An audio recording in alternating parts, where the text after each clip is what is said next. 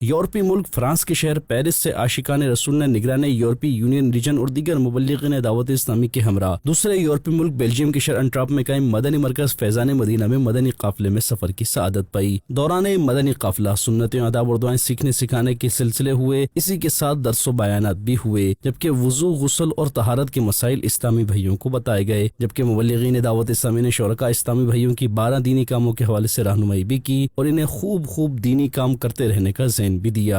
آؤ مدنی قافلے میں ہم کریں مل کر سفر، آؤ مدنی قافلے میں ہم کریں مل کر سفر۔